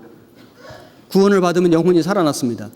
육신의 양식도 필요하죠. 육신이 살아있으니까요. 영이 살아났기 때문에 영의 양식도 필요합니다. 사람이 떡으로만 살 것이 아니오 여호와의 입으로 나오는 모든 말씀으로 살 것이니라 하셨느니라. 구원받은 그리스도인들에게는 말씀이 양식입니다. 내가 일정한 음식보다 그 입의 말씀을 귀하게 여겼다고 욥기에 기록되어 있습니다. 우리는 정말 음식보다 말씀을 귀하게 여길까요? 영국의 경건주의자들은 말하기를 노 바이블, 노 블랙퍼스트 그렇게 얘기했습니다. 내가 성경을 읽지 않으면 아침을 먹지 않겠다. 성경 읽고 나오셨습니까? 노 크로스, 노 크라운. 십자가 없이는 영광도 없다. 우리는 하나님 말씀을 정말 육신의 음식처럼 음식보다도 더 귀하게 여기고 그 영의 말씀으로 우리가 힘을 얻는다면 정말 우리의 삶이 달라질 겁니다. 그것이 습관이 되어야 됩니다. 습관은 갑자기 생기는 게 아니고 계속해서 연습하고 단련돼야지 습관이 되는 겁니다. 기도하는 습관, 자동으로 기도가 돼야 됩니다. 기도해야지가 아니고 그냥 자동으로 무릎이 꿇어지고 어떤 때는 너무 습관처럼 하다 보니까 밥을 먹는데 기도했는지 안 했는지 옆 사람에게 물어봐야 돼요. 저 기도했어요. 이게 의식 없이 하다 보니까 다시 하면 됩니다. 2번 해도 주님 뭐라 안 하실 겁니다. 너 아까 했다. 괜찮습니다. 습관이 돼야 됩니다. 우리는 항상 기도하고 쉬지 말고 기도하고 깨어 기도해야 됩니다. 그리고 교제하는 습관. 우리는 늘 모임을 찾아다니고 모임을 사모해야 됩니다. 당연히 그래야죠. 전도하는 습관. 때를 얻든지 못 얻든지 항상 힘쓰라. 뭐 전도 주간이 따로 있는 게 아니죠. 우리의 모든 삶이 전도의 기회입니다. 왜 내가 어떤 사람을 어제 봤는데 오늘 또 볼까요? 내가 어떤 사람을 매일 만날까요? 어떤 사람과 내가 매일 같이 일하고 매일 같이 그와 공부할까요? 하나님이 왜 그 사람을 그렇게 자주 내 옆에 두시고 만나게 하셨을까요? 전도할 기회 주신 겁니다. 아닙니까? 내가 왜 내 남편과 함께 한 집에서 수십 년간 살고 있을까요? 내 부모를 모시고 내 자녀를 그렇게 오랜 기간 동안에 한 집에서 함께 동고동락할까요? 영혼을 맡겨주신 겁니다. 우리가 낯선 나라에 가서도 전도해야 되지만은 정말 내 주변에 내 가족, 내 사랑하는 사람, 내가 매일 만나는 사람, 하나님이 전도할 기회 주신 겁니다. 내게 맡겨주신 사명입니다. 우리가 좋은 습관을 가지려면은 그것은 그냥 되는 게 아니라 결심이 필요하고 결단이 필요하고 그리고 노력이 필요합니다. 에스라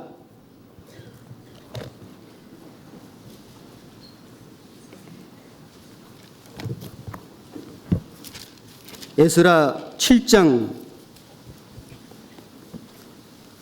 6절입니다. 718페이지.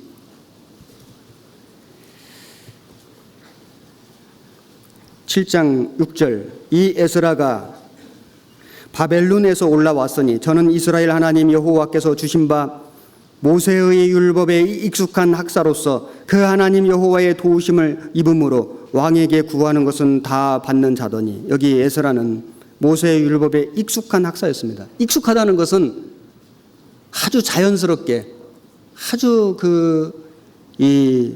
쉽게 그걸 할 수 있는 상태가 익숙한 상태입니다. 그 율법에 아주 익숙했습니다. 익숙하기 위해서는 얼마나 그 하나님 말씀을 가까이 했을까요? 얼마나 많이 읽고 얼마나 많이 연구했을까요? 익숙했습니다. 우리는 무엇에 익숙해야 될까요? 스마트폰에 너무 익숙하면 안 됩니다. 세상의 놀이에 너무 익숙하면 안 됩니다. 텔레비전 보는 일에 너무 익숙하면 안 됩니다. 모세의 율법에 익숙한 학사로서 하나님 여호와의 도우심을 입음으로 우리가 하나님 말씀에 익숙할 때 주님 도우심을 받을 수 있습니다. 왕도 그 구하는 것을 주었습니다. 10절에 같이 읽겠습니다. 에스라가 여호와의 율법을 연구하여 준행하며 율례와 규례를 이스라엘에게 가르치기로 결심하였었더라. 에스라는 어떻게 율법에 그렇게 익숙할 수 있었을까요? 율법을 연구할 뿐만 아니라 준행하고 지식적으로만 많이 아는 게 아니라 말씀에 순종하는 삶을 산 거예요.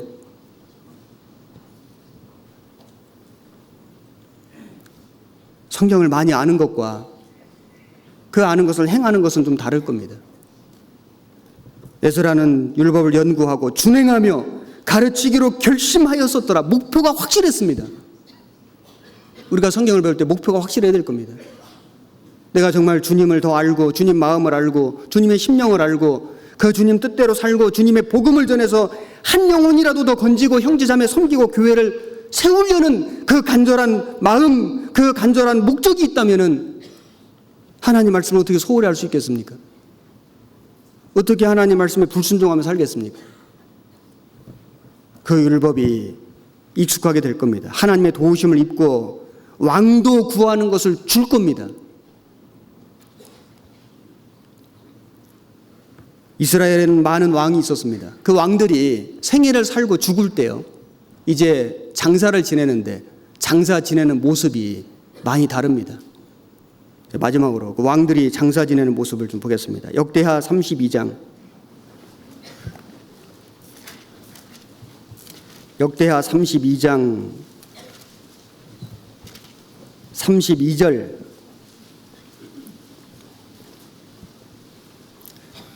히스기야의 남은 행적과 701페이지입니다. 히스기야의 남은 행적과 그 모든 선한 일이 아모스의 아들 선지자 이사야의 묵시책과 유다와 이스라엘 열왕기에 기록되니라. 히스기야가 그 열조와 함께 잠에 온 유다와 예루살렘 거민이 저를 다윗 자손의 묘실 중 높은 곳에 장사하여 저의 죽음에 존경함을 표하였더라. 그 아들 므낫세가 대신하여 왕이 되니라. 여기 히스기야는 선한 왕이었습니다. 그는 우상을 파괴하고 성전 수리하고 유월절 지켰습니다. 그가 병들어 죽게 되었을 때 하나님께 벽면기도, 벽을 향하여 눈물로 기도해서 15년 수명 연장받은 그 사람이 바로 이 히스기야 왕입니다. 그가 죽었을 때 백성들이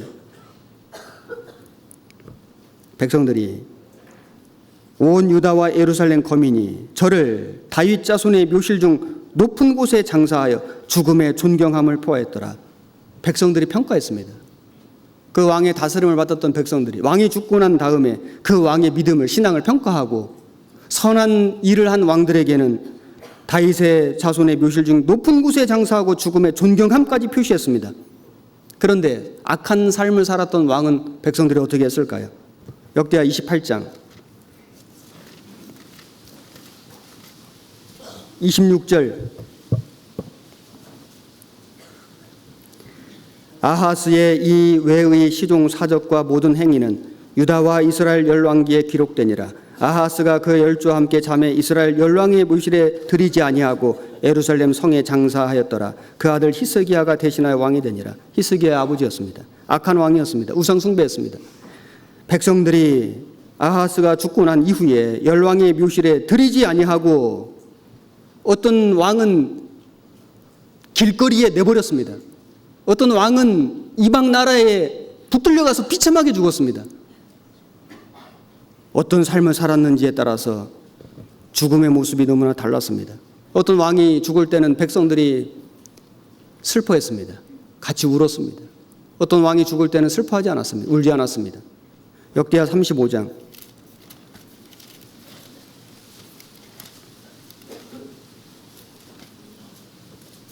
25절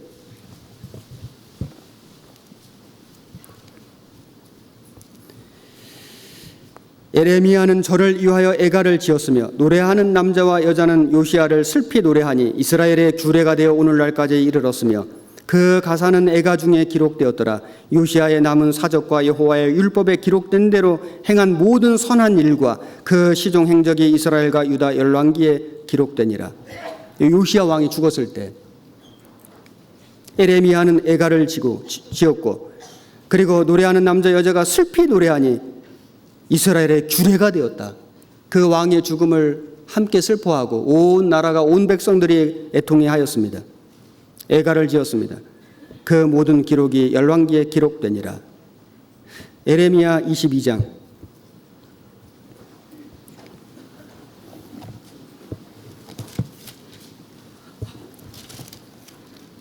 에레미야 22장 오늘 처음 본문 18절 그러므로 나 여호와가 유다 왕 요시야의 아들 여호야김에 대하여 이같이 말하노라. 우리가 그를 위하여 슬프다 내 형제여 슬프다 내 자매여 하며 통곡하지 아니할 것이며 그를 위하여 슬프다 주여 슬프다 그 영광이 하며 통곡하지도 아니할 것이라. 그가 끌려 예루살렘 문 밖에 던지오고 나귀같이 매장함을 당하리라. 이 여호야김 요시야 왕의 아들이었습니다. 요시야는 율법책을 발견했을 때 옷을 찢고 회개하고 온 백성들에게 들렸습니다. 여호야김은 그 하나님의 율법책을 칼로 찢고 화롯불에 던지고 백성들이 신하들이 말려도 듣지 않았습니다. 여호야김이 죽었을 때 그를 위하여 슬프다 내 형제 슬프다 내 자매여 통곡하지 아니할 것이며 슬프다 주여 슬프다 그 영광이 하며 통곡하지 아니할 것이라. 그가 문 밖에 던지오고 나귀같이 매장함을 당하려 비참하게 죽었습니다. 아무도 그를 위해서 슬퍼하지 않았습니다. 애통해하지 않았습니다. 자, 우리는 어떤 삶을 살아야 할까요? 우리는 이 시대에 왕같은 제사장으로 부름받았습니다. 내게 하나님이 맡겨주신 사명이 있습니다. 내게도 책임이 있습니다. 내 삶에 대한 책임이죠. 내 삶의 왕입니다. 마음대로 하는 왕이 아니고 다스릴 책임이 있는 내 집안의 왕입니다. 내가 만나는 모든 사람들의 영혼에 대해서 우리는 왕입니다. 우리는 그들에게 책임이 있습니다. 그들에게 복음을 전하고 그들의 신앙을 붙들어주고 세워줄 책임이 있는 거 아닙니까? 왕에게도 그 나라의 백성들을 맡겨주셨고 책임이 있었습니다. 우리에게도 책임이 있습니다. 우리가 어떤 삶을 살았느냐에 따라서 왕이 죽으면 백성들이 평가한 것처럼 어떤 사람은 열왕의 묘실에 장사하고 존경하고 슬피 울어 주었는데 어떤 왕은 열왕의 묘실에 장사되지 못하고 밖에 버려지고 아무도 울어주지 않은 왕도 있었습니다. 우리는 죽음을 보지 않고 주님 오시는 그날에 주님 앞에 갈 수 있는 시대에 살고 있습니다. 아마도 우리 중에 많은 사람들은 그렇게 될 거라고 생각합니다. 그러나 그럴지라도 우리가 만약에 주님 오시기 전에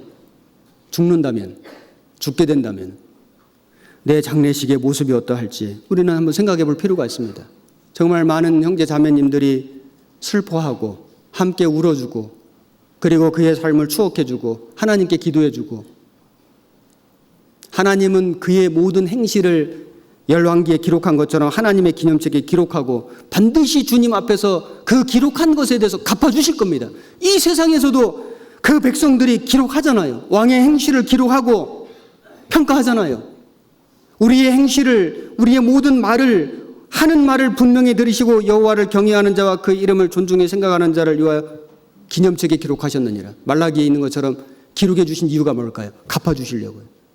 우리의 말이, 우리의 행하는 모든 행동이 열왕기에 기록된 것처럼 기록되고 있습니다. 스데반이 돌에 맞아 죽었을 때 백성들이 슬피 울었습니다. 스데반의 죽음으로 인해서 예루살렘과 더 많은 곳에 복음이 전해지는 계기가 됐습니다. 그의 죽음은 헛된 죽음이 아니었습니다. 그러나 백성들은 그 스데반이 죽었을 때 크게 울어주었습니다.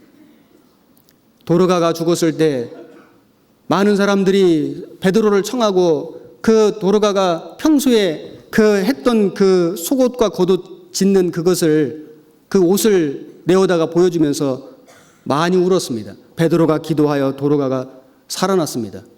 도르가 그래서 이름이 도르가인가 봐요. 다비다라고도 합니다. 하나님이 살려줬습니다. 왜 살려주었을까요? 다시 주를 위해서 살 수 있는 기회를 더 주신 거예요.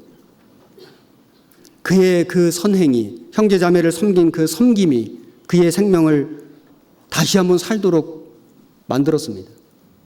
우리의 삶이 기록됩니다.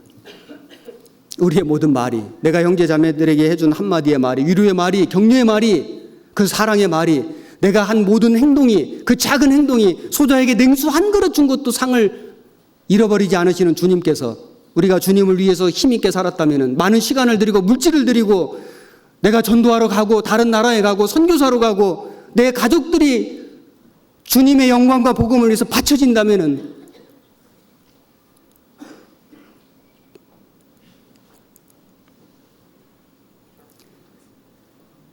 하나님이 그것을 기억하시고 기록하시고 그리고 이 땅에서도 갚아주시고 주님 앞에서도 갚아주실 겁니다. 영원한 영광으로. 우리는 왕입니다. 우리에게 맡기신 영혼들이 있고 우리에게 주어진 책임과 사명이 있습니다. 오늘 요시야 왕과 그 아들들을 통해서 같이 교훈을 생각해 보았습니다. 같이 기도하겠습니다.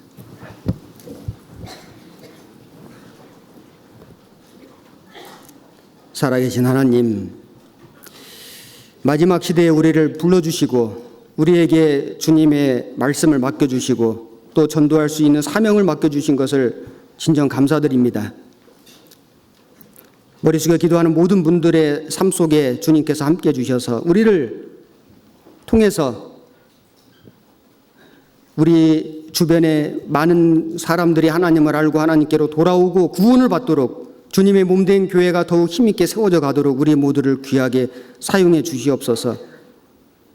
학예 수양회가 이제 가까이 오고 있습니다. 하나님, 이 수양회를 위해서 많은 분들이 지금부터 기도하며 준비하고 있습니다. 그 손길 위에 함께 해주시고 사랑하는 사람들을 이 수양회에 모시고 함께 가서 하나님 말씀으로 구원받는 역사가 일어나도록 도와주시옵소서. 지금 몽골에 선교 중이신 이요한 목사님과 그 모든 일행들에게 함께 해주시고 주님의 역사를 나타내 주시옵소서.